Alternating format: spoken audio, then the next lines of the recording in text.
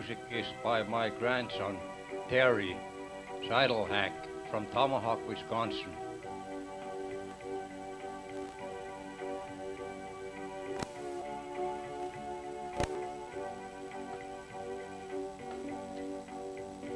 This is Forest Center, 1949, early part of the summer. I moved in there in April. Some of the houses aren't yet fixed up. No. Yeah, they got the light poles are up already. These are the two first ones that moved into the Forest Center village. They're my daughters, Jean and Jane. That was their bedroom. The house is on its way. Seinemann took this picture. He said have to take it before it gets too dark. The house didn't get there, only later on.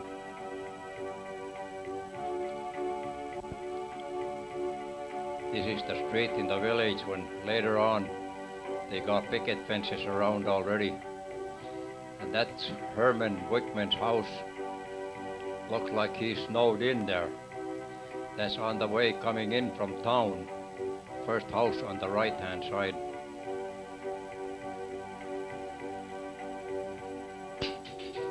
Here's a Pettibone reach-off. We use this for to clean the driveways when we got more snow. This is my house that was remodeled at Forest Center.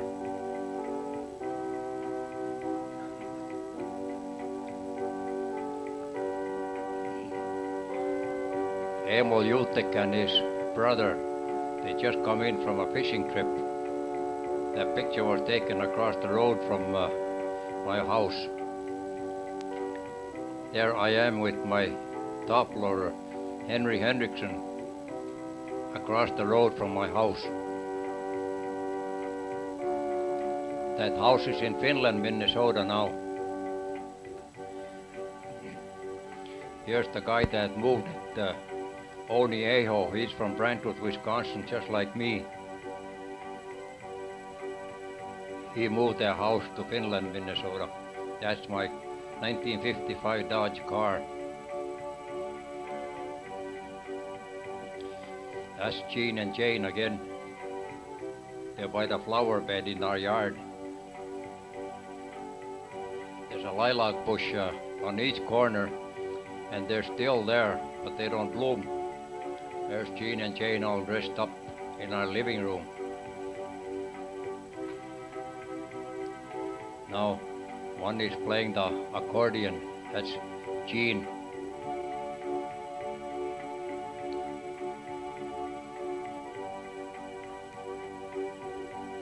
And that's Jane. Oh, I guess it's vice versa. These were taken at my folks' home in Brantwood, Wisconsin. Yeah, that's Jane. The other one was Jean.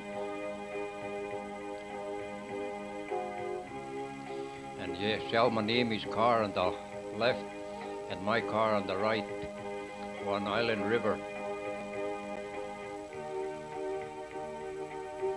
Ted Kermsey in his bunkhouse, reading the paper on the bed. And here I'm across the hall. There I stayed in the bunkhouse for a while.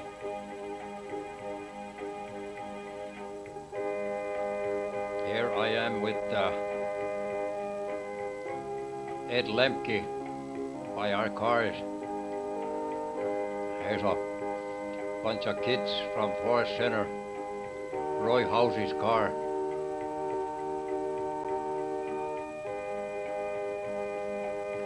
This is Isabella River coming from Lake Isabella.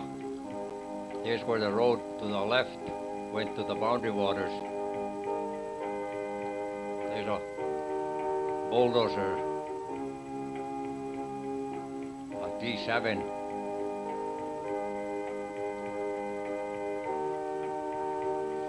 Here we got a D cat, these two, stuck in the beaver pond. Here is a little laying on his side, just about. Henry Henriksen, my top loader. So I was driving it.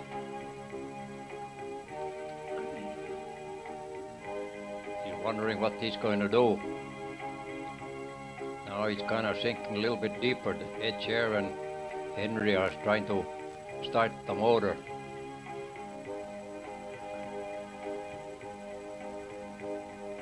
Here Ed Chair is using a 5-horse outboard motor to pump water on the road so it'll freeze.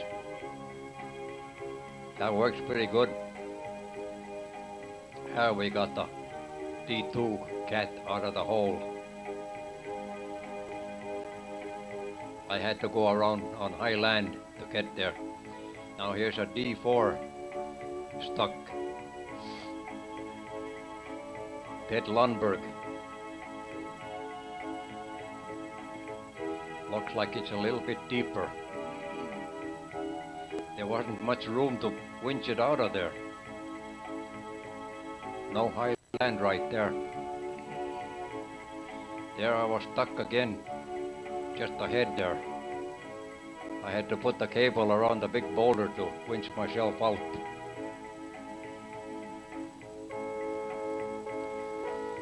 Here we were trying to bust the beaver dam. There's a D4 cat. And that sank all the way down in the hole there. All you could see was the exhaust pipe coming. Here's another. They're taking the water right off the underneath the road to ice the roads with a truck there. Here I'm doing some plowing with the D6.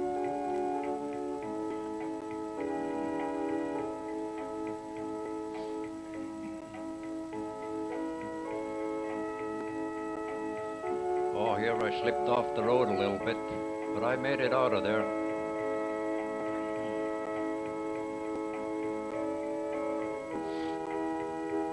Here's Ted Kermsey with his grease wagon, fueling up the Cat D6 bulldozer.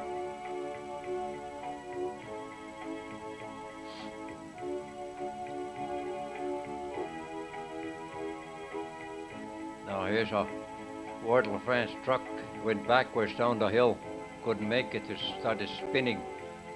It kind of went off the road a little, but they got it out of there. Moving shacks.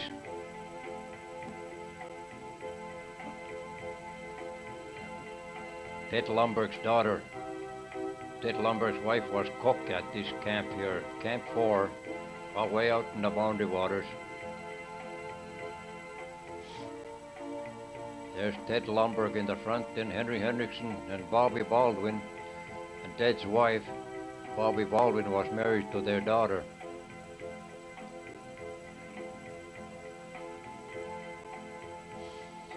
Here's one way they piled the wood. You had a little motor on the jammer and easier to lift with that. Here you can see the rope in the guy's hand. He can handle the lever or the jammer any place. Tongue hooked on the stick. Here comes a D4 with the wood hawk, skidding wood off strip roads.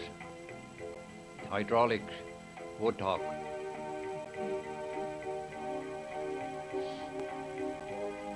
Now here he's up on the landing with a load.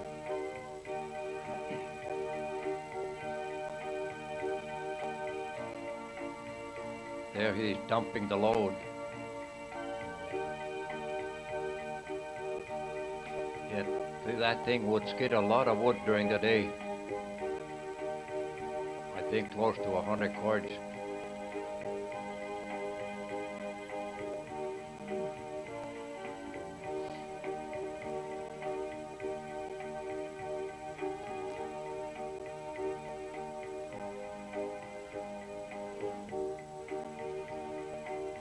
There he's doing something on his cat there. woodhawk is bucket is wide open. Takes a lot of wood to one bite. There's Heikkinen Brothers crane 22B. They were just unloading it. Start loading wood right there. They're my neighbors from Brentwood, Wisconsin. Geez. Lawrence Johnson. No. Yeah, Johnson. He's from Danbury, Wisconsin, the other contract hauler. There's Heikkinen's truck got smashed with that car on the right side there one Sunday morning. The car was just fixed before. There I'm operating the 15B crane as company wood there and company trucks. Fuzzy Serpent is on top loader for me there out in the woods. There I was on the landing unloading. Henry Hendrickson was just scaling the load, his company trucks.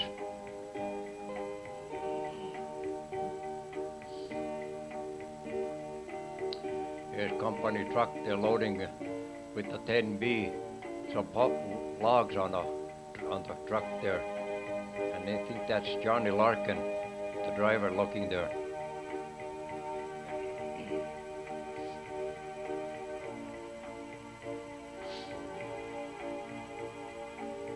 Their company dump truck dumped over. Alex Pempick was driving it. Lucky he didn't get hurt. Could have. That's just north of Isabella River. He was hauling gravel into the BWCA.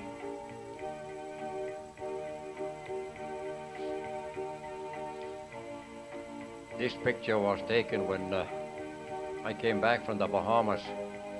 I was running crane that winter of 65. I loaded the last wood for the company that year. That's when they shut down.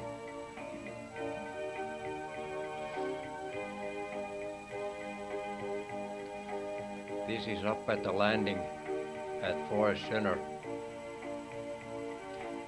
This wood we always loaded off during the summer months. Loaded so many cars a week.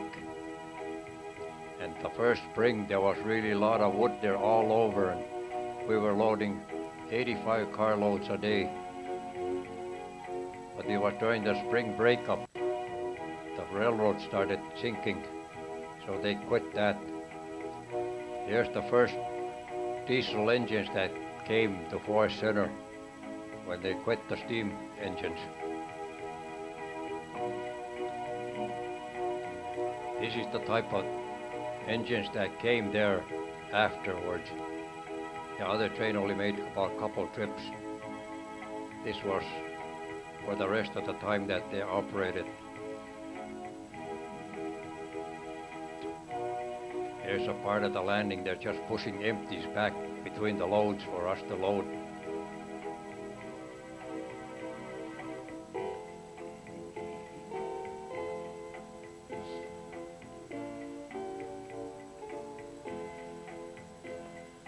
Here's a train down there with some loads.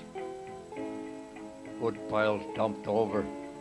There was sure some nice loading.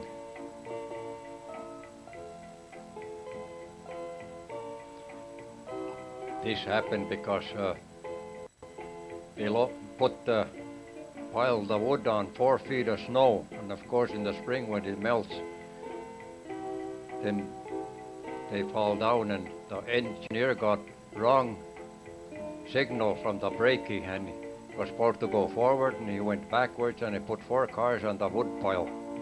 1 car broke real bad. They had to carry that out on a gondola. And here they're ready to go. Company, railroad company, crane there. 3 of the cars, they got the wheels back under so that they got it back to Two Harbors. That's the sawmill way up ahead there. There you can see lumber piles there and wood for the sawmill. That's what it looks like sitting on a crane seat operating the crane. It's a familiar sight. And that's what you see too, the top loader up there. That's Henry Henriksen.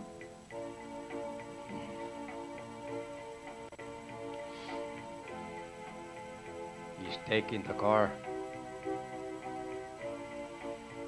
Here he's measuring a big spruce stick with the picaroon handle. One pulp stick just about filled the bucket.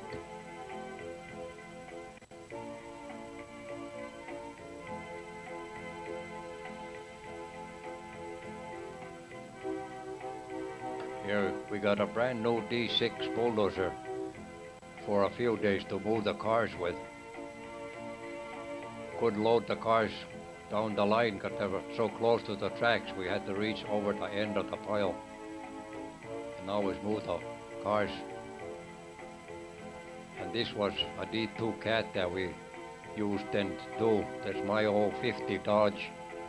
And here we were loading some equipment to take away from Forest Center. We didn't need them anymore. I don't know where they sent them. Here's the part of this is most of it sawmill crew here that worked at the sawmill.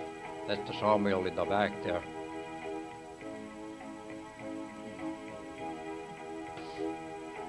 There's a couple women back there too. That's the burner where all the slabs and the sawdust went. It's up. See the lumber on the sawmill yard and the pulp piles back there. That's the end of the landing.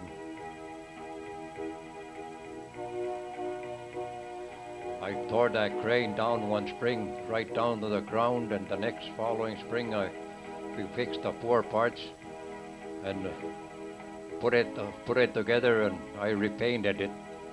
There's Wally Butsky on the doorway of the sawmill.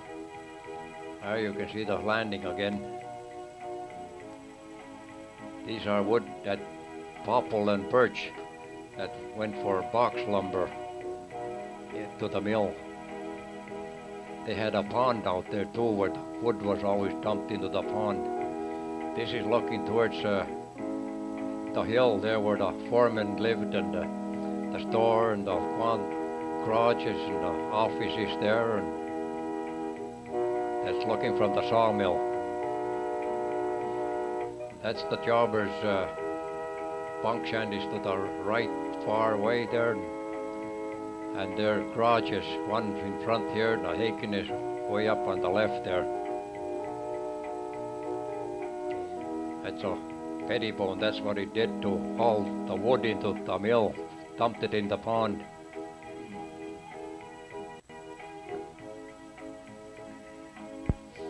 That's Henry and me at the light plant.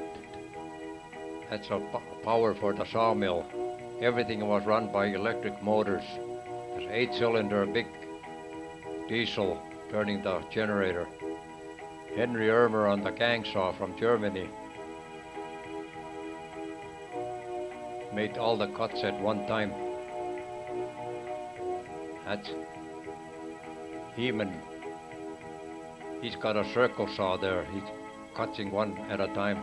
There's Fuzzy Serpent on the planer. Edger, I mean.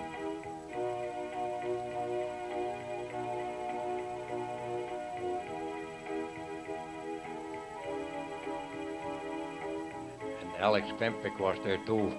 He was on the gang saw end. That's William Pfaffendorf from Kennan. He's on the trimmer. The little crack in bit by there, all the waste went down from there. And along the chains then to the burner. This is at they call the green chain, where the lumber came out. Women were piling on the sides, and then at the end, towards this end, there was a place where two women were piling on cars. There's Beverly Wakeman piling lumber. They even had a railroad coming right up to the mill. That's looking at the jobbers' shacks again. Haulers. And that Pettibone always had to bring the lumber away to the yard, pile it up there. That's at the end of the green chain. That's looking towards Forest Center Village. The dark one in front there, that's the church. Wally Butsky decided to take a little rest one day. He was the operator of the mill. That's Casper Scher, Ed Scher's dad. He was the saw filer.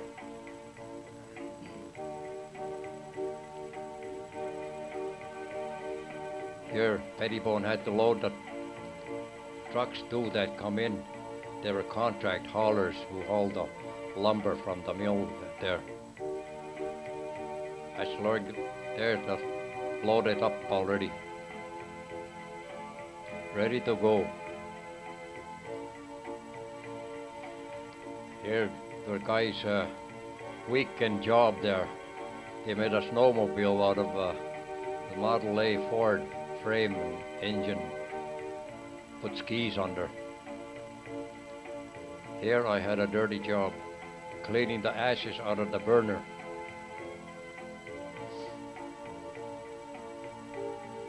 Had to have a mask on.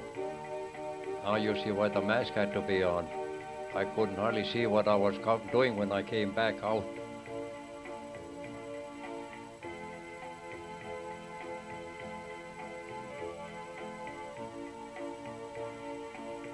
I dumped them. The bulldozer made a big deep hole where we put the hot ashes so that it wouldn't start no fire, and then we covered up with dirt. Here's Elmer Becker, and on the right, and Ted Kermsey. That's a grease wagon there, fuel truck. The heated cab on there to keep the greases warm in the winter time.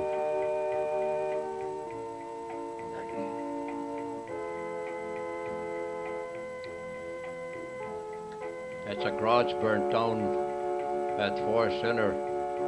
That's a smaller garage that came from Camp 1. Henry Ermer there. The fire is out now. There was a big Quonset there that weren't burnt before. And the light plants burnt here too. They were at the side of the old garage right there. D7 motor turning a generator and a D6 motor turning a generator. They only had one at a time going. We didn't have no lights for a while.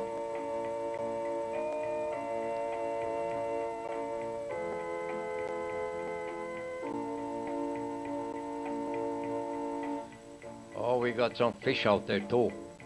That's when the limit of walleye was 8 a day. I got that limit in 1 hour on Lake Isabella.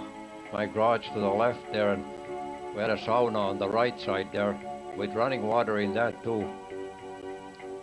There's one fishing trip, but I can't remember where that came from. Must have come from Lake Isabella or Island River. Here's 3 guys with us, Herman on the left kneeling and me on the back of the red jacket. These 3 guys were from Milwaukee. Herman and I made 32 trips that weekend, 3-day weekend, Memorial Day. That's the fish we brought back from Quadca. We were only 8 portages away from the Isabella River. And we still made that 32 portages. We've come back and forth so many times. That's Emil Jutek and his wife. Emil's catch of trout. He was quite a trout fisherman. That Tommy Trimbat's wife's folks.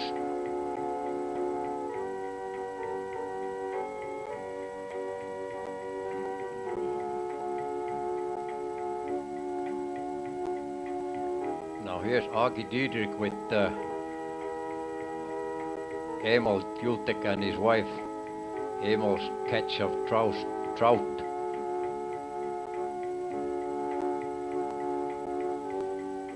Oh, we had some good hunting back there too. But this thing come right from Forest Center.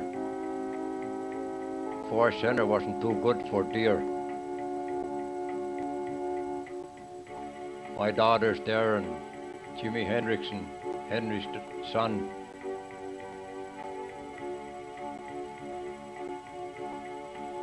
Had to take the backside too, cause one deer was cleaned up already. That's Evil Diedrich's deer head. And some swimming beauties came from the beach when we were working out there on the landing, me and Henry. Those are two, they're Diedrich girls, Augie's daughter and Evil Diedrich's daughter. They're cousins there.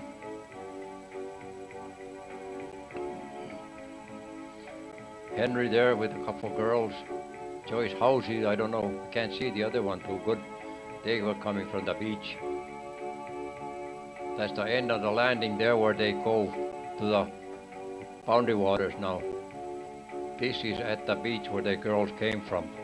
I'm there with Ida Diedrich, trying to dunk her in the water. It is Shirley Wickman and the Diedrich girl. There was a nice beach out there. Now we're to go to the boundary water there to the right from here. You can't even see it from here. We're putting up a dock there and with a diving board on it.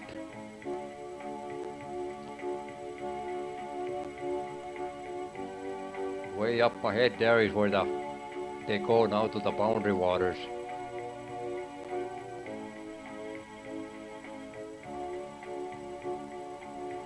That's at the beach over there. They were having some kind of a picnic. That's Bernie Mitchell there. We got to drive the cars there first, but then they cut that off. Company furnished us the equipment to build the road up there. Had to build the road quite a ways. And they finally cut the whole works off after they quit logging out there.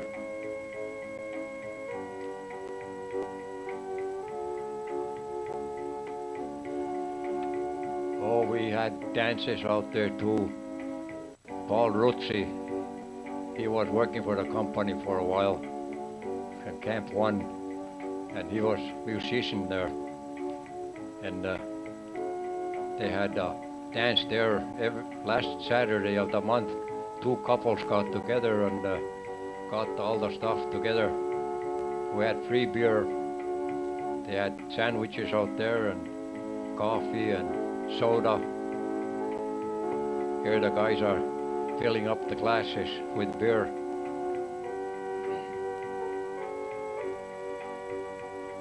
Tommy Crum showing his beer, what he's got through the window there of that hall. Henry Hendrickson, he must have been one of the couples that were taking care of the dance. He's wiping dishes. That's the kitchen at the hall there. And Jimi Hendrickson on the left, Porchard and Jutek, Emil Jutek's youngest son.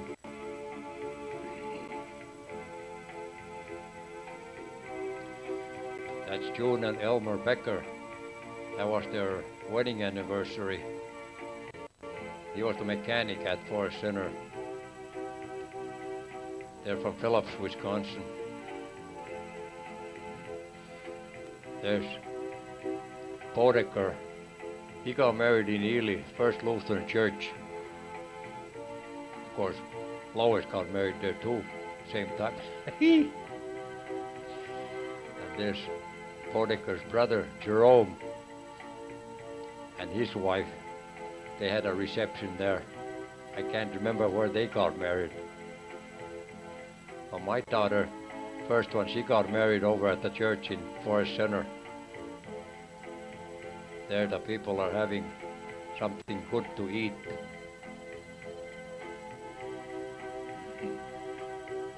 That's at the hall there.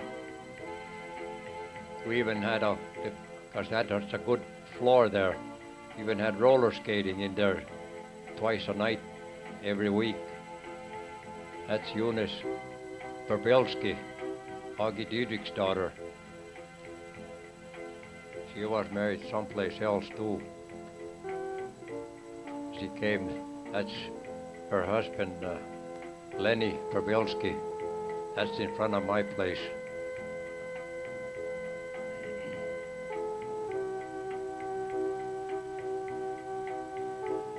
We even had a Forest Center Day there. The kids were dressed up, different kind of clothing, and we had parades there always on Forest Center Day. And they decorated their bicycles. They got prizes. The judges judged the bicycles who had the best decorated bicycle. Here's a bunch coming down there, even decorated their wagons and everything else what they could find. That's Mary Lou Henning and married to a Foster, and they run the Happy Wanderers now.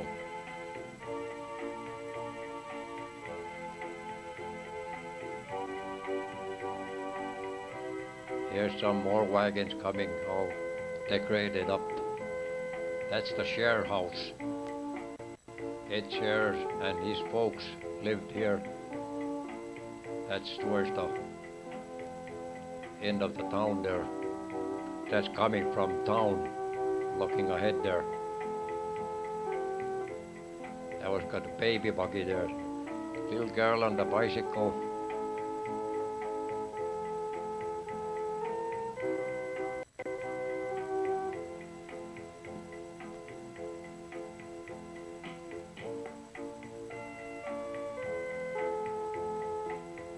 There's against the car, Eno, what's his last name now? Starkman. Him and his wife were teaching at the school. They had a 2-room school there. That's in front of the hall. Looks like a whole string of kids on bicycles there or whatever.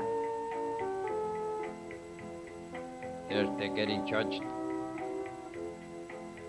This is the corner where they put the soda fountain afterwards, right against the hall.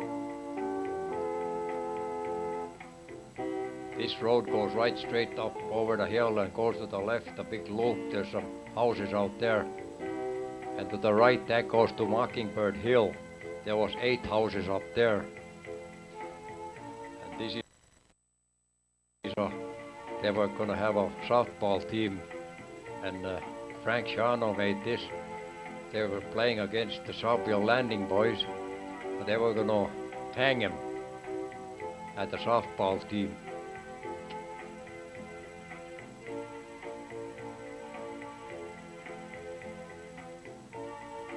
Here's the softball field.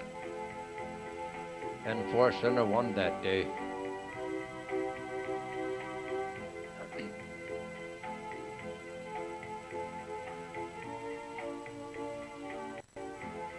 Now this is at the soda fountain. Herb Nystrom's wife was operating that there. Oh, Frances is her first name. There's some people having coffee and soda and whatever. You could get ice cream out there and something else with ice cream.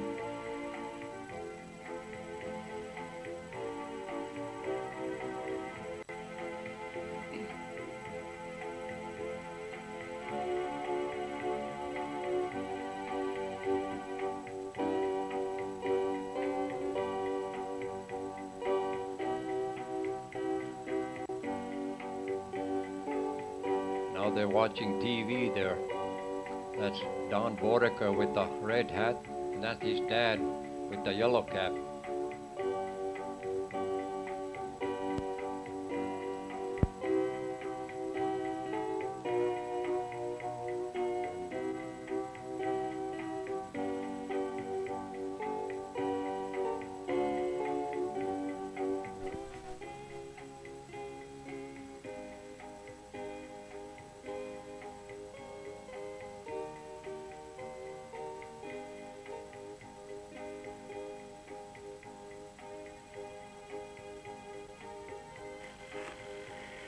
Started shooting this tape August 12, 1993.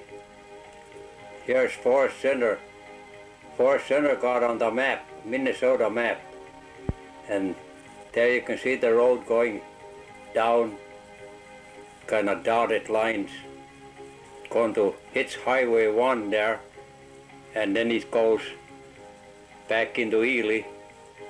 There's Ely, Minnesota. Yeah, so that's where we went up to Ely many times from Forest Center, and then back down Highway 1, back the Forest Center Road again, back to Forest Center.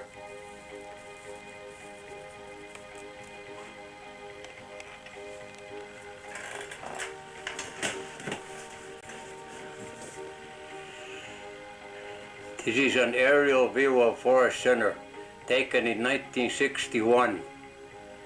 And here's where the road comes in to the area. This goes down to the village. The village is right here, and there the hall, and there's some, this is what they call the Mockingbird Hill,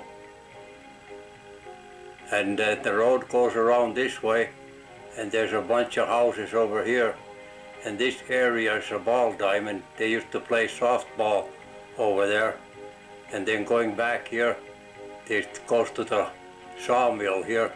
That's the sawmill right there, and there's the burner, and this is a bunch of lumber piled up in here, this area.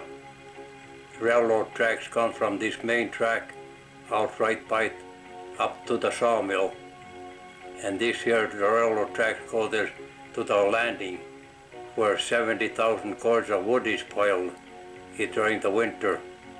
And there's 4 tracks out there, and then come back here. That's a contractor's workshop right there. That's Lawrence Johnson's from Danbury, and this here is Aiken and Brothers, my neighbors from Brentwood, Wisconsin, their shop. And first one here is their cook shack and bunk shanty, and Johnson's cook shack and bunk shanty are in the back. And then going back to the road here, you go back along here, and there's a hay barn there, and goes up to the hill where the store is. Right there, the store, and there's the office, and that's a Quonset garage. There's some garages back here, and the light plants, and here's where all the foremen lived back here. And then there was a cook shack there for hourly guys who, and few cutters who stayed in these bunk shanties over here.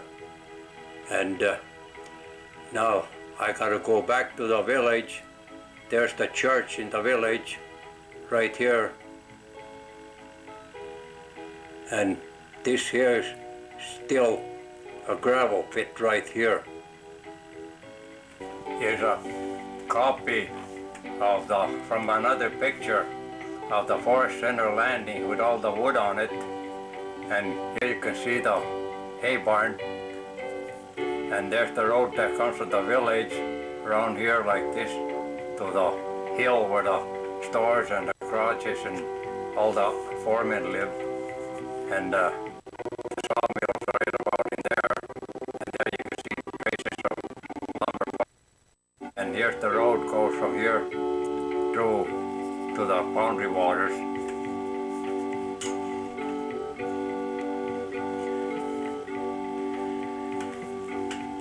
Now here's up on the hill. You can see there's where they used to plug the trucks in winter time. That's the Quonset garage. It burnt down. This side was a garage later on, and the blacksmith was at the end. And there's the old garage that came from Camp 1, and there's the light plant that furnishes the light to the village and all over. And this is the long warehouse right here. And there is the store. That's the office right here. And the right back, Forest Center, Forest Service house. And there's the kitchen in the back. And here's where all the foremen lived, way in the back here. There's Lake Isabella. I'm on my way to Forest Center now to take some video. There'll be some of what it used to be like before and what it's now. And this here, what I'm shooting now, is where Camp 2 used to be. They had school here and cook shacks, offices.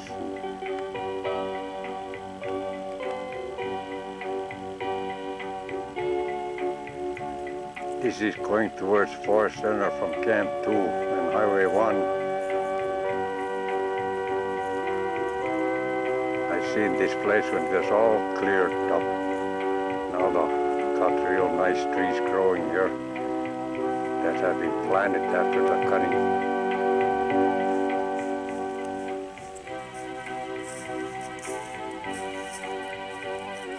This area was planted in 1946.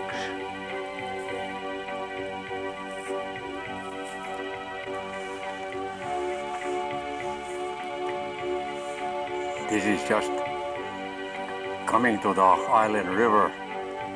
There's my car is on the road there. The bridge was all flooded there. And the railroad is right to the left there.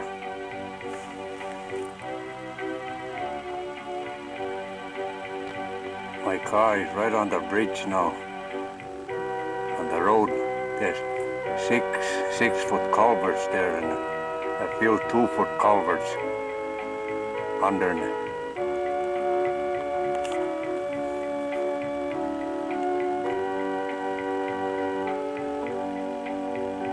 Now the road is gone.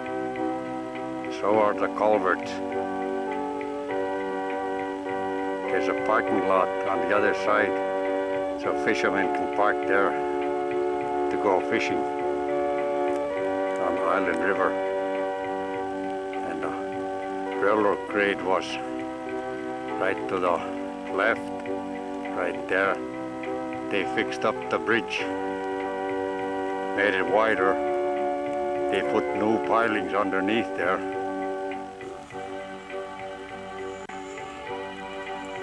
This is looking towards the village from the sawmill.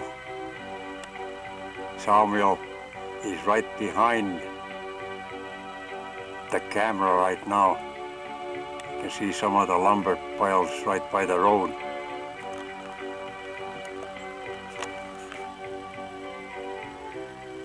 This is what it looks like now. The road goes into the village here, and right about in there, in that timber, Jack Norway there, that's where the church was.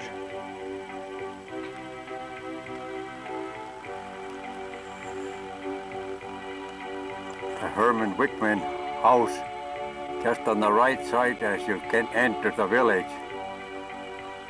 There was a lot of snow that winter.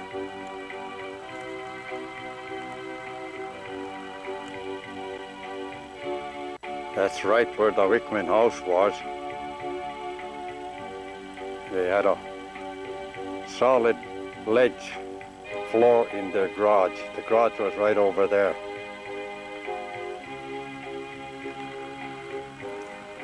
That was the Housey house. That's on the left side as you come into the village, opposite from the Wickman house. And there's Myrtle with her brothers.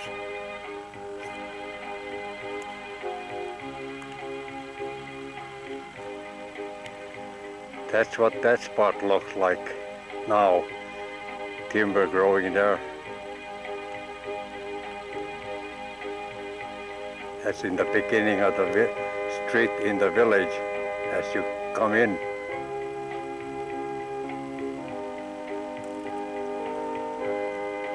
It's a sick moose that they came behind House's house one winter from the swamp there.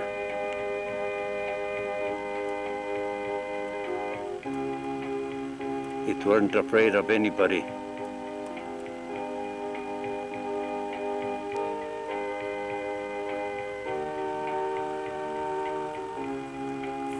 There's the Hautala house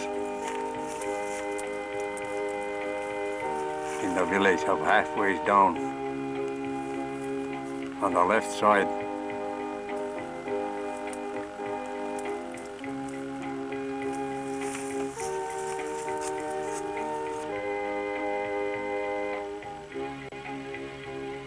That's where the Hautala house was, in amongst those big pines. I planted them there as they were coming down the bank when I was shoveling gravel. And in the evening I always brought them home and put them in the ground.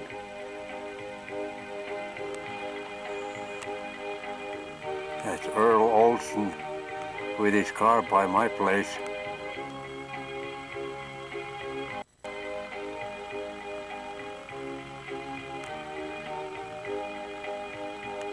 That picture was taken right from this direction, right across the road.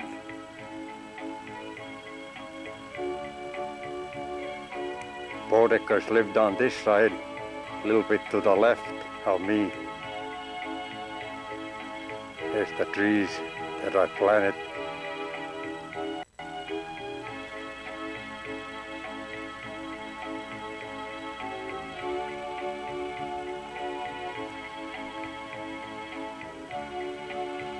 My car was stuck in the driveway for one whole week. First week in May, but I can't remember the year. I wasn't going to shovel no snow.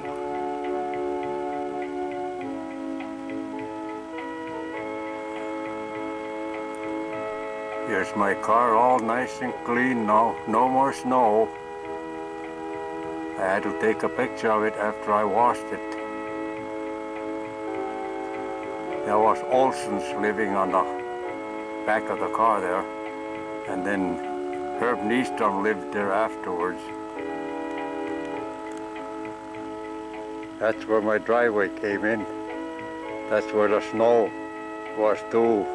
The car was stuck there, and right there, same spot, I had the car all washed up.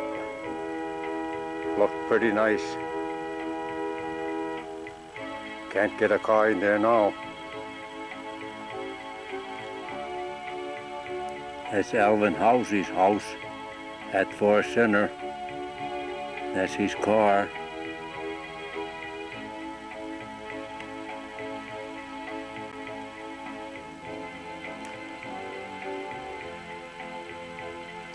This is where Alvin House's house was. On the right side of the road as you come into the village. He was more than halfway down the street.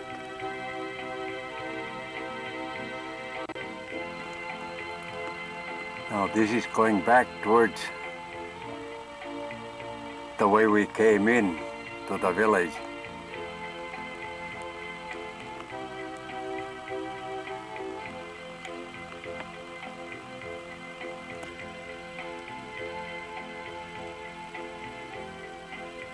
That's going out towards town. I'm standing just about in the same spot where that big spruce tree was, but I climbed up and took the picture of the village as we moved in here.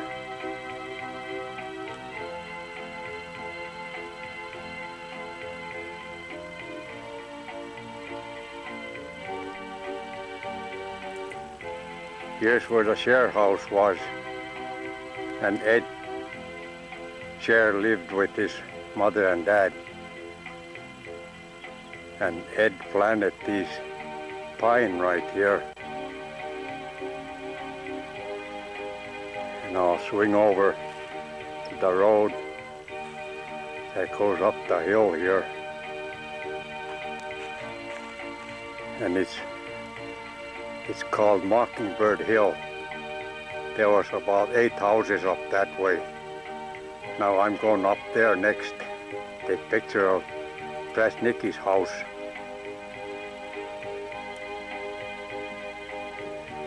That's the Prasnicki house up on Mockingbird Hill.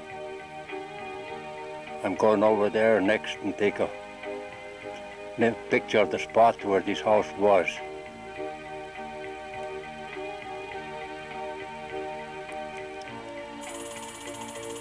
Now this is on the hill, on Mockingbird Hill, where the 8 houses were.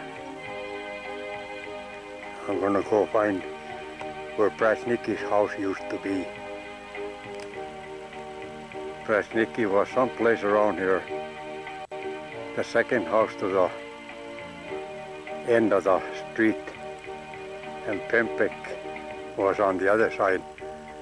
And Willard Smith was in that house before Pempek moved in. That part of that was moved out.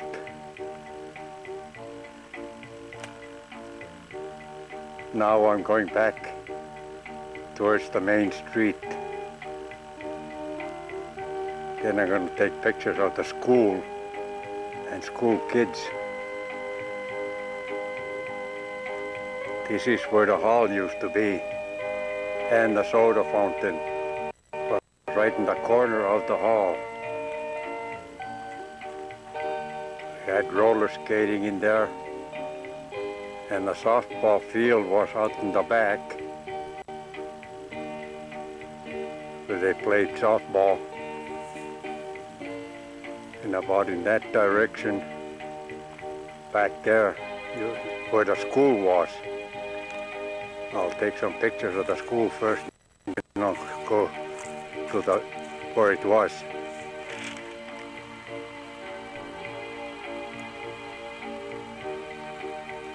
This is looking from where the hall was. 4th of July or First Center Day parade. The kids always had a parade here.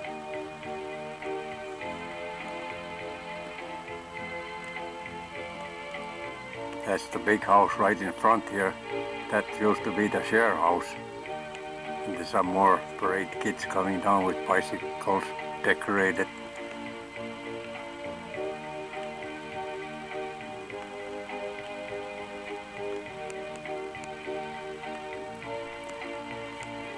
Some more of the parade here.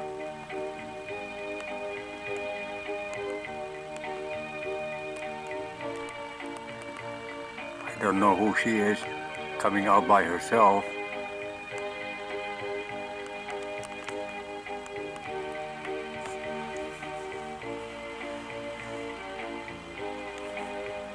That's the Mockingbird Hill Road to the right, and part of the parade kids are here in front of the hall.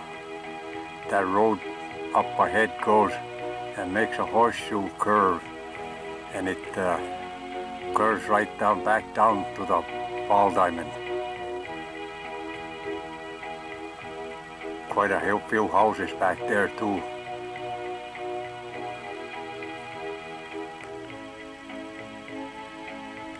Now here's the old schoolhouse. Hallway right in the middle, on both sides. There's classrooms. Kids in the front here who are going to that school.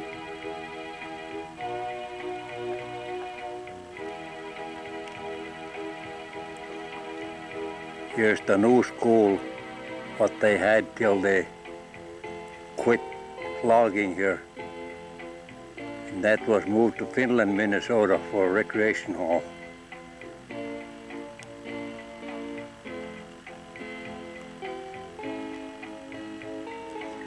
That was right a little baby behind the hall there. and the ball diamond was right next to the right of the school building.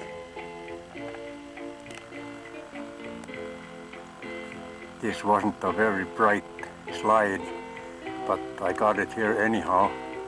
It's a Christmas program, and that was at the hall one year.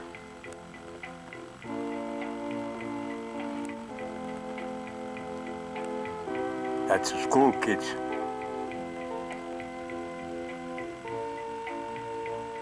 That's kids who used to go to the school in Forest Center. And this was taken in 1959.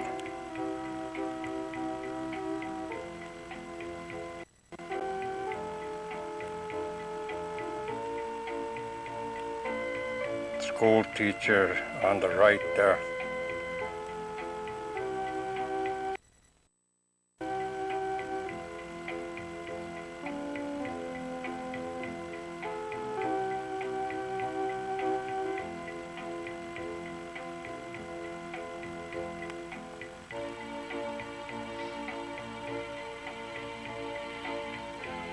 This looks like where the old schoolhouse was first.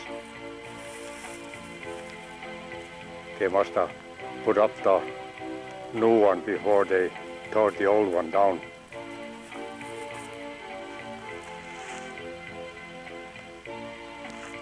To the right from here where the new one was. This is where the new schoolhouse was. The old steps are still here, part of them, partly broken down.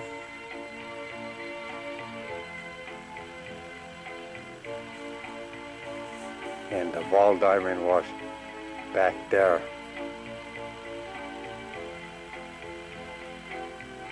That direction. Guys had a good time at the hall. There was a dance and good time filling up beer glasses.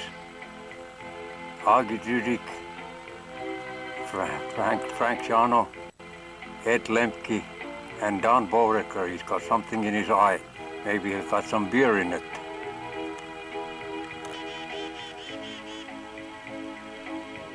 That's the church coming out of the village now, headed towards the sawmill and the landing.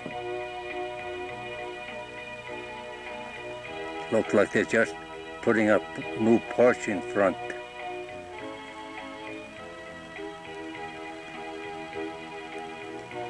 Must have been taken during the parade.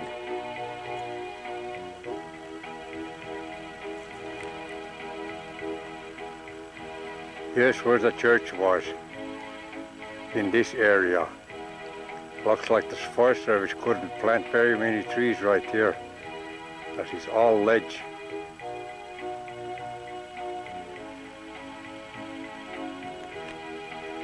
Looking from the church towards the village, but you can't see nothing but trees there. It's all planted into Norway.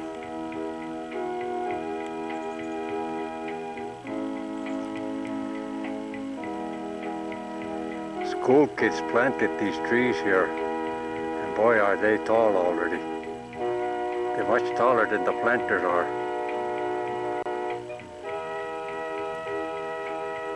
They're right down both sides of the road that goes down to the village. Forest Center Village. There's some planted on that side too.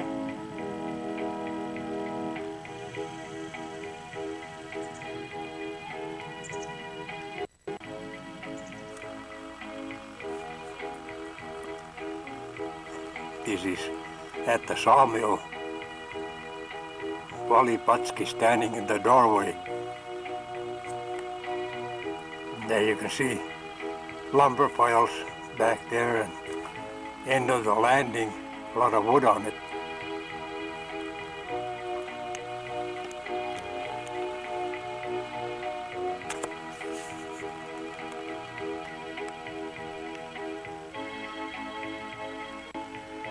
That's all that's left of the sawmill.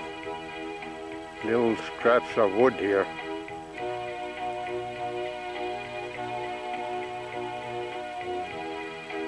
A little opening here. Hard to find the exact places where they were.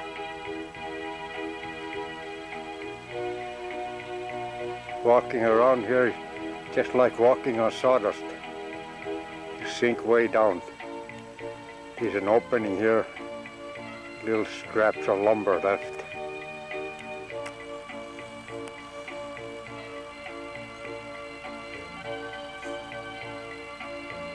This is what was in where I just walked in. Where I was walking just like on a sawdust pile. At the sawmill, green chain on this end. Crane out there. That's where I took the picture of the sawmill from the top of the boom.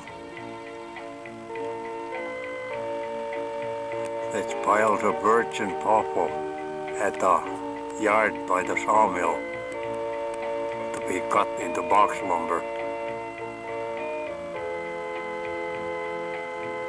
That's where we played a little trick on Eric Carlson. He sold Rick of a Ford. I don't know what he did with it. He come looking for it and he couldn't find it any place. Finally somebody said, how did you get it up on top of the wood pile? There it is. It's all you guys. Here's the snowmobile again the guys made on a Model A frame. Put a propeller on the motor, skis under. That was their weekend pastime. They're by the sawmill working at it. Kasper Scher and Wally Butsky there. This is the contract holders, garages and bunkhouses. Johnson's right in the front here, next to the hill. And Haken is on the left side, their garage. And the first bunkhouse you can see there in front is Haken's bunkhouse and cook shanty, and Johnson's bunkhouse and cook shanty in the back.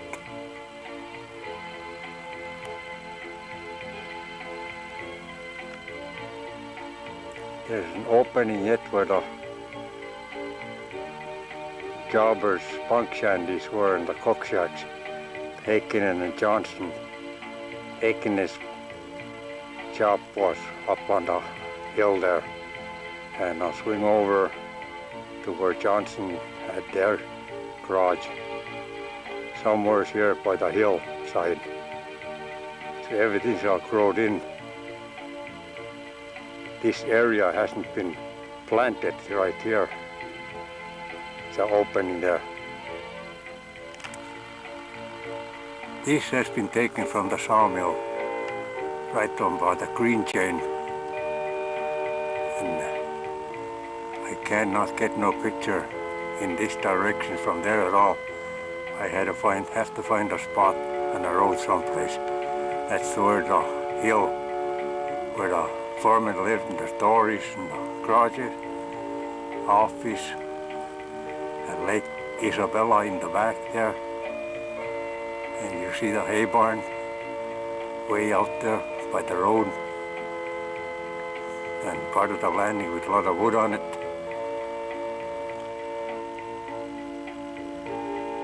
Can't get nothing from the spot where the picture was taken from, but that's the landing where those trees are, and goes on up ahead.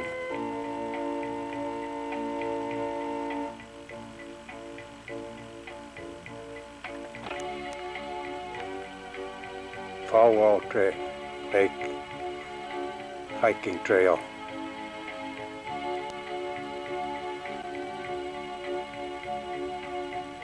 I'm shaky. A little farther down the road around the curve, so you can see the hill where the store was, and the garage, light plant, the office, foreman houses.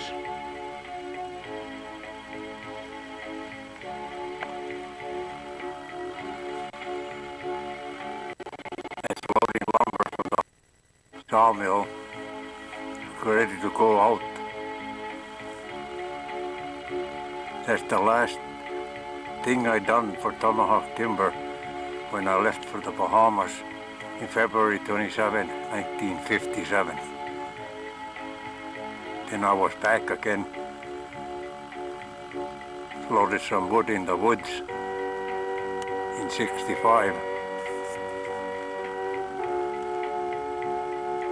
That wood was loaded right below the hill there, just before the curve. And the wood pile, lumber piles were right down there. This used to be all open here for the sawmill, all the way. It's all grown up now. It's out towards town too there. There's a big opening right there and lumber piles there. Here's right where the hay barn used to sit, right next to the road, next to the landing. Right in this area, the fire hall used to be a stall for 2 trucks. One 1,200-gallon tank of water, the other one had a smaller tank, and pump was on the other truck. We had a volunteer fire department here. Some fires got put out, some didn't. Here you can see we're fixing the floor on the Quonset. That burnt down the first year they had it. We're working on the cement floor. Henry Hendrickson in the front with a cigarette in his mouth, and Don Kring behind him, and me on the right. And there you can see the store back there. The Quonset was right in this area where we were working on it. And you could see the store behind the Quonset partly. There's a little fire. Old garage that was brought from Camp 1 up here, burnt down too. And that's the fire in the garage, and a light plant burnt right next to it.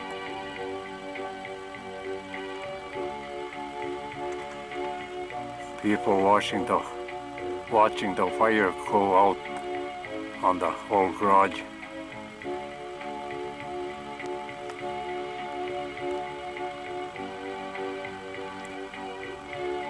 There's a bus burnt in that garage. There's some other equipment back there. Looks like a bulldozer back there too.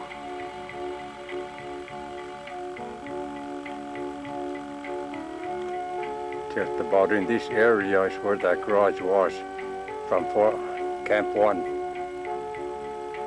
And the light plant was on the back of it. And there's horse barns there someplace too, in the back.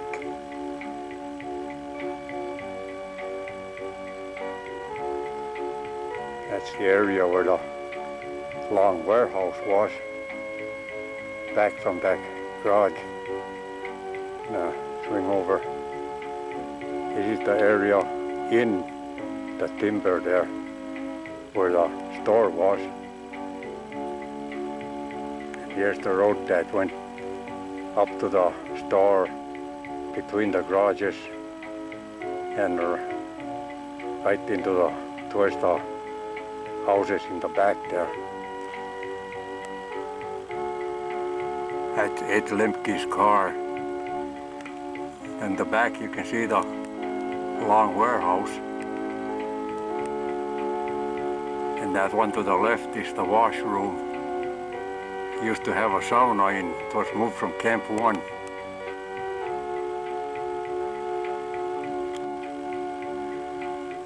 That's Fuzzy Serpent there by his car, right next to the washroom.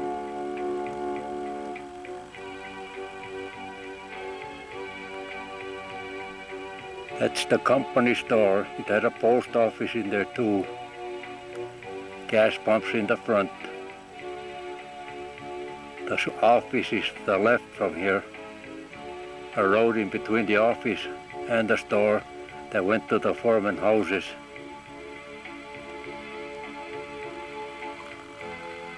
That's what they call the dugout. That's where the wife and I stayed. We came back from the Bahamas and I was loading wood in 64, 65 in the woods on trucks.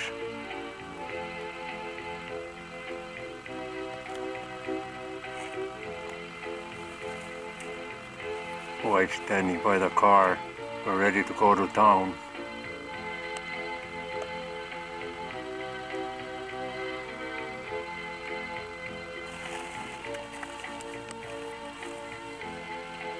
That's looking at the landing from here on top the hill.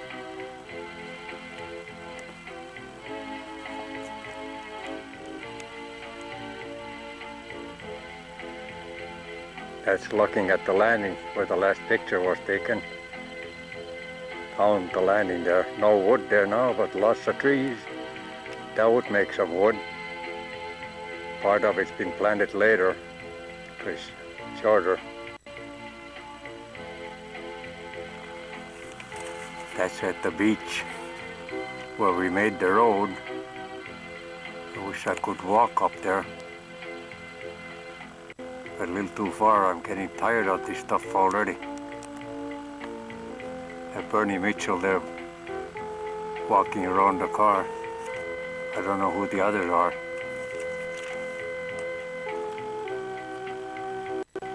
Here's a partridge for Doug Nelson. This is his and his dad's hunting grounds now. They never saw that thing in operation. Nelson is a manager of the Thunderbird Mall, and his dad works at the post office in Virginia. This here is going down Isabella River from where the road crossed the river towards the Boundary Waters to Bowes Lake and all that area there. So this rock tree is growing on about a 4-foot high rock, and the roots are going around the rock into the ground water. I heard now afterwards that it finally fell down. The store was about in this area. I'm standing right on the road that goes to the foreman houses. Now I'm facing opposite there towards the landing. That's where the office was, right in this corner here.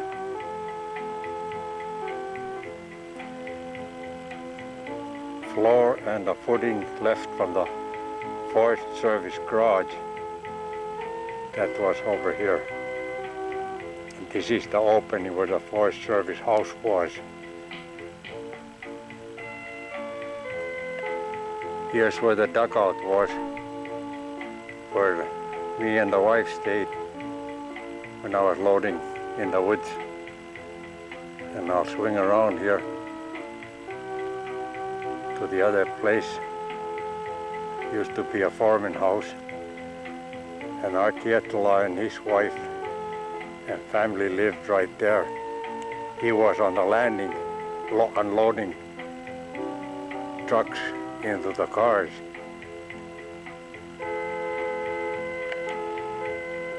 We were the last two crane operators for Tomahawk Timber. Now I'm headed for the parking spot. BWCA Wilderness Entry Point. Here's where they enter the BWCA on Isabella Lake. This is close to where the hay barn used to be. There the trail takes off right there. You can't drive a car any closer, and you gotta go right to the corner of the landing where the spring is, where we used to keep our minnows boxed. This sign was brought here from the Forest Center reunion which was held in Isabella Recreation Hall in June 24, 1984. Was supposed to be the 20-year reunion, but somebody got mixed up on the dates and they had it 1 year too early. It should have been 85. And we'll see if I can get these closer so we can read what's on there. Between the years of 1949 1964, or is it one? Somewhere there. The town of Forest Center was located in this general area, considered a logging camp of the Tomahawk Timber Company.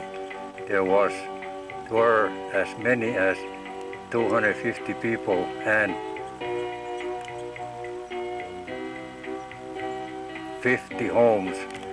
The camp also had a 2-room school, recreation hall, and restaurant, store, lumber mill, and more. The loggers worked the area in the early years with as many as 112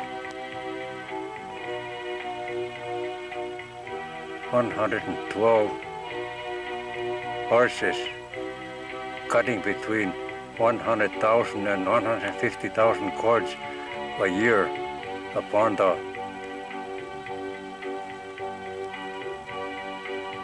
closings of the camp.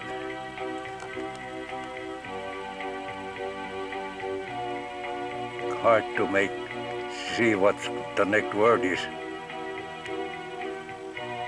I can't see now.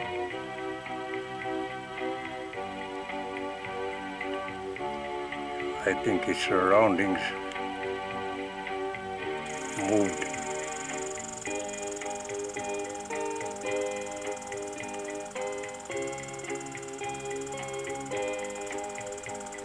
I can't make out the rest of it.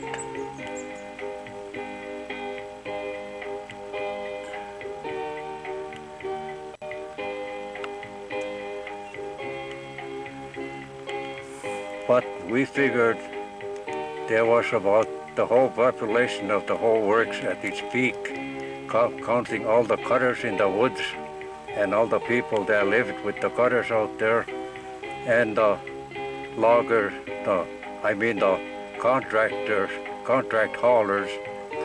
There were 2 contract haulers here from Wisconsin, the Hakinens and the Johnsons.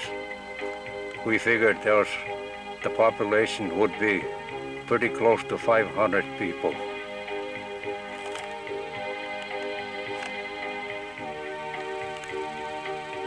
Parking lot here where they can leave their cars when they go to the boundary waters.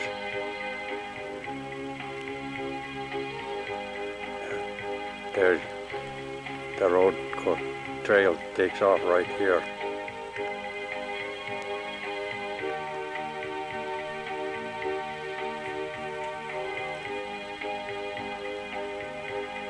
One car here, not very many fishermen out there. That's the area in the brush there where the outhouse is. Little more area here to park your cars. I don't know if this has ever been full or not.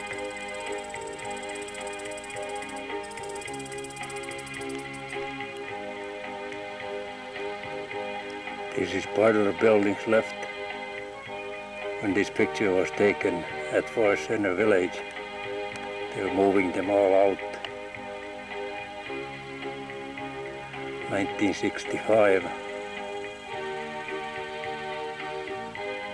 I don't know whose houses those are. I can't recognize them.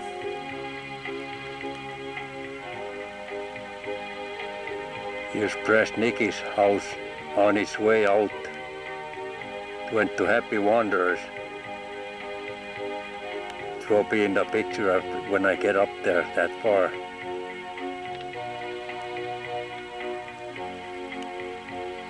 This is at the reunion at Isabella. They're playing softball there. That was in June of 1984. 20-year reunion, a year early. It should have been 85 instead of 84. That's Barbara Lemke. I don't know what her married name is now. That could be her husband. They're at the Ball Diamond at Isabella.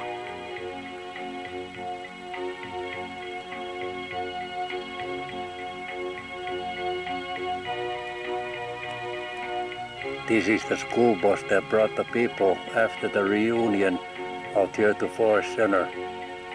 That's parked right in front of the hall, and in the back the road goes up Mockingbird Hill. I guess that used to haul the kids to school from here too, to Silver Bay. That's my daughter Jane and her youngest son Brad. She was over at the reunion too, but they didn't ride the bus. We came here afterwards. The bus was gone. I'm gonna go and see if I can find those pictures on the rocks yet or not.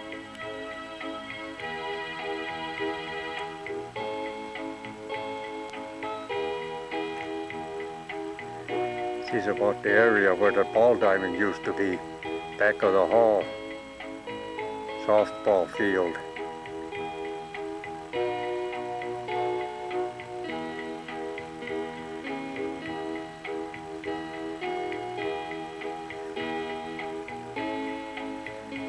Can't hardly make out the drawings anymore. That's what they drew those pictures when they come on the bus from the reunion at Isabella.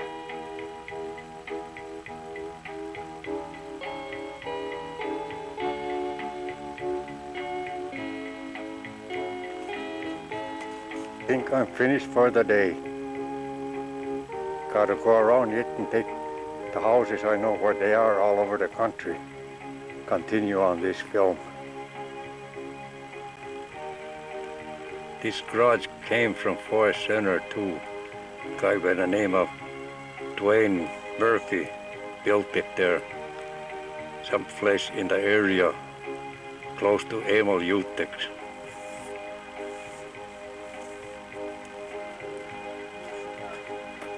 This was the planer shed at Forest Center, and it was moved here to Ely by a guy by the name of Roscoe.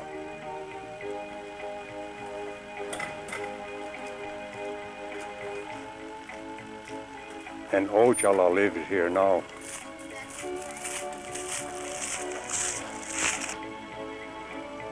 This was the fire hall at Forest Center, and it's now across the lake from Ely on Highway 88.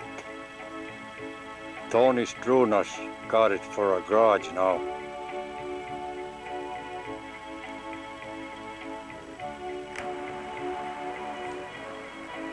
This is the Prasnicki house.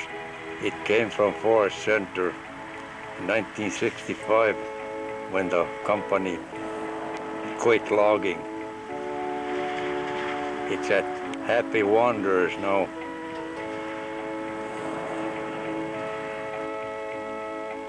This is Happy Wanderer Lodge. Mary Lou Hanninen is operating it now with her husband, Jewel Foster. This used to be a log building before, but it burnt down, and this is rebuilt afterwards.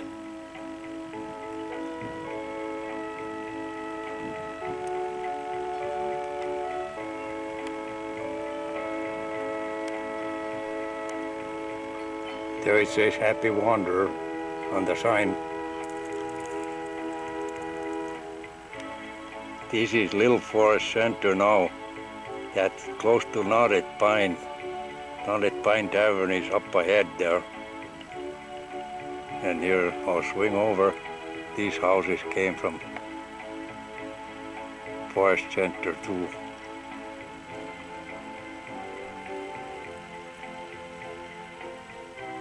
This is Louis House's house. It used to be on the left side of the road as you go into the village at Forest Center. And now his son and wife are living in here. It's at Little Isabella. It's close to Narrated Pine. This is Alvin and Lucille House's house. That came from Forest Center. That's here on Highway 1 by Narrated Pine, just like his dad's house. That came from Forest Center.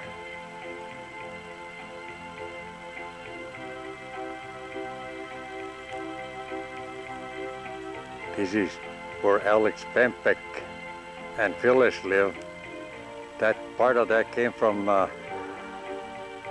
on highway coming from Camp 1 to Camp 1. They came from Camp 6. Used to be Luke Hamlin's house out there, and Alex moved it here and added more onto it.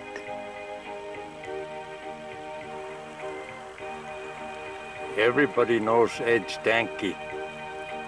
He's here at the Little Forest Center village. He's living here alone. That's his garage over there.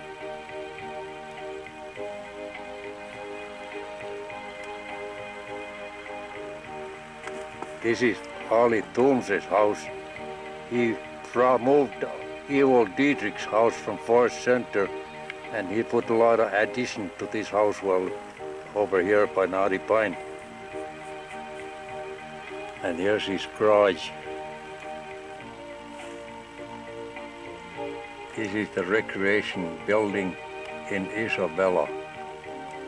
Here's where the 20th reunion of Forest Center was kept, June 23, 1984. It's 1 year early. It's supposed to have been 85 instead of 84. This used to be a two-room schoolhouse at Forest Center, and it was moved over here by Highway number 7 at Finland, Minnesota.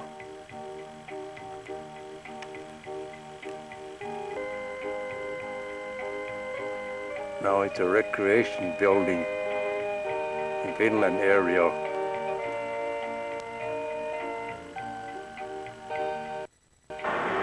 This is the Hautala house from Forest Center. Tony Eho moved it here to Finland, Minnesota.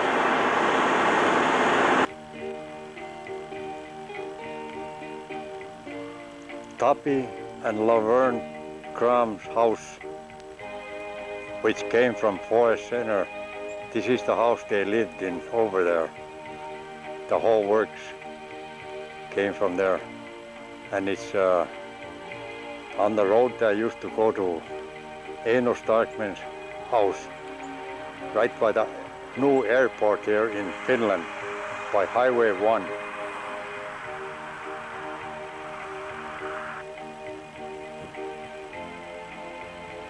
This house came from Forest Center too, from up on top the hill there, where the store was, and it was one of the foreman houses. And the last one, I think, was Selma Niemi, the cook, in it, what I know of.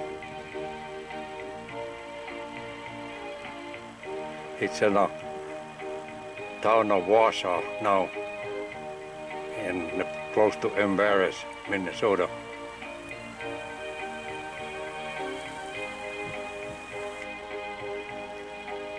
This is Ed and Esther Nelson's place.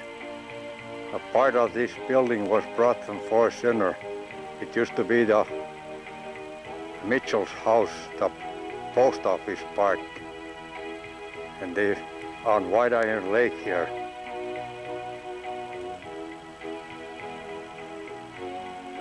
They built the garage here, but they're gone now. They're up Colorado, I guess, hunting elk.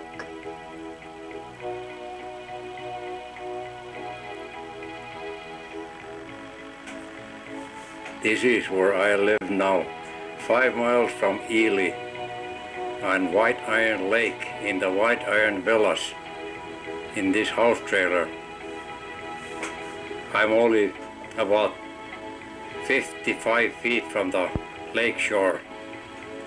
Got a full basement, walk-in basement there. Is one of the most unique villages in Minnesota. The town site is situated on the edge of the roadless area between Grand Marais and Ely, Minnesota, in the heart of the Superior National Forest. The Tomahawk Timber Company harvested poplar, jack pine, and spruce under the direction of U.S. Forest Service for commercial purposes, mostly poplarwood.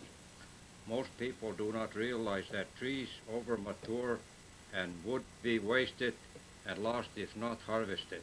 The Forest Service designates what areas are to be cut, and afterward the cut areas are replanted and another crop of timber will grow for future generations to use. For all this, workers were needed, and thereby began the story of a chapel for a forest center. In 1947, the town site of the forest center began to grow into a village. Many of the workers were family men, mostly from Wisconsin, and soon shacks were enlarged into comfortable homes. As more and more families moved into the new village, many new problems arose.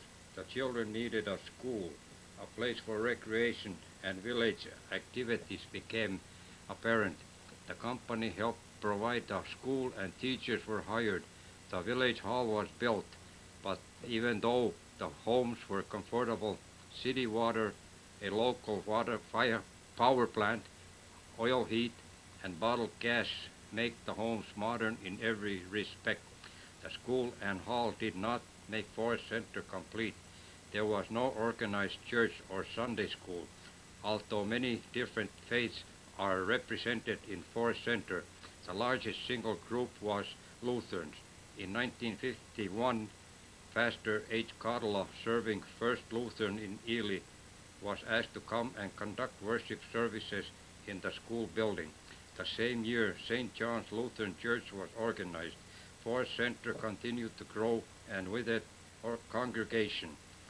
Soon the school was too small, and the need for another place of worship was needed. But the problem of a place of worship was not as simple as it would seem. Forest Center is not a permanent village. Mr. R.V. St. Amant, the head of the logging operations for the Tomahawk Timber Company, estimated that the 1965 the work in the area will be near completion. To build a church only to be left in the forest after a few years made the hopes of having a church very indefinite.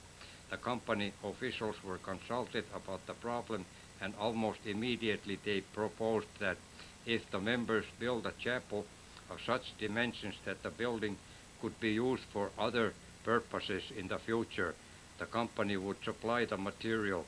The generous offer by the company was gratefully accepted, and work on the chapel began almost immediately.